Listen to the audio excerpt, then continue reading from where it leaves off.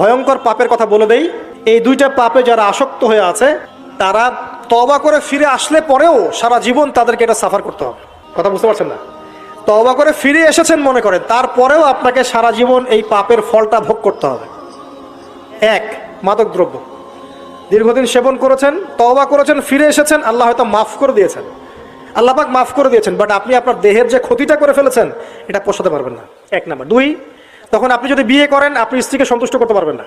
দুই নাম্বার হচ্ছে এই যে গোপনে যুবকরা যে পাপটা করে, মাস্টারবেশন, যেটাকে আমরা বলি হস্তমৈথুন, এই পাপ যেসব যুবকরা করছে বা করে, এবং অ্যাভেলেবেল এই পাপটা সবাই করে, কারণ এখন পর্নের যুগ, পর্ন দেখলে তো আর কোনো উপায় নাই, তখন তো এই পথেই যেতে হচ্ছে, নিজের উপরে নিজেকে জুলুম করতে হচ্ছে। যারা হস্তমৈথুন অভ্যস্ত হয়ে গেছে এরা যদি তওবা করে ফিরেও আসে, শরীরের যে ক্ষতিটা সেটা পূরণ হবে না কখনো।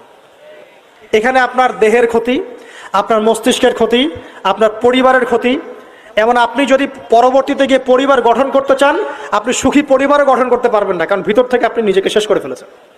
গোপন পাপে লিপ্ত হবেন না, আপনি যৌবনকে ধরে রাখেন, ইনশাল্লাহ দেখবেন আপনি সারা জীবন এনজয় করতে পারবেন ইনশাল্লাহ। কিন্তু যদি এখন নিজেকে শেষ করে ফেলেন, এখন নিজেকে শেষ করে ফেললে আপনি বিয়ে করলে পরেও দেখবেন আপনি পস্তাচ্ছেন। ওই যে কলিকাতা হারবালে যেতে হবে, তখন মডার্ন হারবালে দৌড় দিতে হবে। আর সব হারবাল টারবাল খেয়ে লাভ হয় না। কারণ কি? কারণ আল্লাহ প্রদত্ত যে নেয়ামত সেটা আপনি নষ্ট করে ফেলেছেন, এখন এইটা আর আপনি ক্ষতিপূরণ দিতে পারবেন না।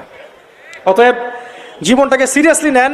এখন আমাদের এই যে 20 বছর 30 বছরের যুব সমাজের দিকে তাকায় দেখেন, একবার তাকায় দেখেন, চেহারাগুলো একটু দেখেন, চেহারা দেখেন, এক একটা চেহারা দেখেন, চেহারায় নূর নাই, নষ্ট হয়ে গেছে, নামাজ নাই, চোখগুলো বসে যাচ্ছে, কারণ সারা রাত জেগে থাকছে। ওই যে টিকটক টিকটক টিকটক সারা রাত, হ্যাঁ সারা রাত ফোনে, সারা রাত গল্প গুজব। রাত্রেবেলা দেখবেন, রাত্রেবেলা শহর যেন জীবিত হচ্ছে, রাত্রেবেলা ক্যারাম খেলে, রাত্রে লুডু খেলে, রাত্রে এটা করে, রাত্রে সে, সারাদিন ঘুম। পাখিকে দেখবেন, পাখি সন্ধ্যা হলো একদম ঘরে, যেই সূর্য ডুববে পাখি একদম ঘরে, দেখেন না?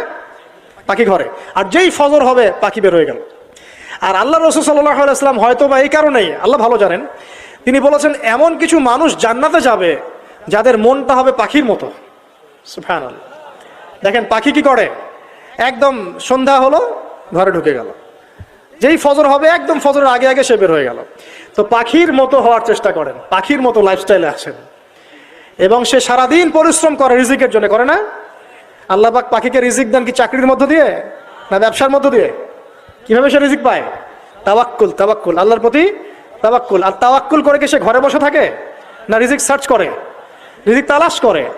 আপনিও রিজিক তালাশ করেন, আল্লাহ পাক রিজিক দিবে ইনশাআল্লাহ তাআলা।